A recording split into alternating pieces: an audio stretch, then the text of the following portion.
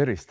Ma tõin siia täna 2 katseenest, kontoritooli ja sadultooli ja vaatame kohe lähemalt, mis on nende kõige fundamentaalsemad erinevused istumise vaatest siis. Esimene teema on siis 90 kraadi istumine versus 135 kraadi istumine. Miks on nendel niivõrd suur vahe? Teame oma koolitunnist või võib-olla ka töö juures õpetatud, et õige istumine kontoritoolil on 90 kraadi selja ja reie vahel ja 90 kraadi reie ja sääre vahel.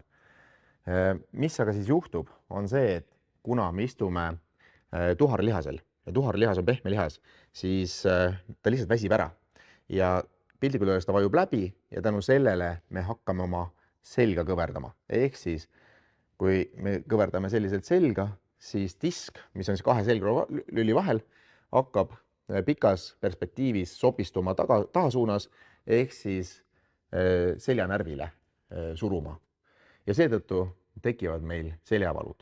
Seega selline istumine pikas perspektiivis toob meile kaasa seljavalud ja mis hullem võib-olla ka diski prolapsi.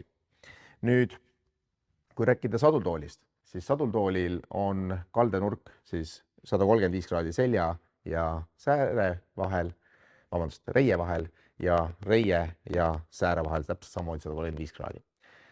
Miks on see oluline?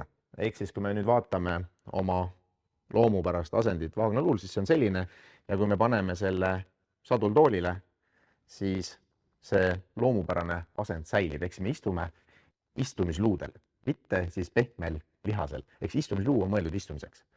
Seega meie loomupärane asend säilib, disk ei sopistu kuhugi, sest et lülisammas on tugevalt selles asendis, nagu ta peab olema ja meie selg ei hakka valutama.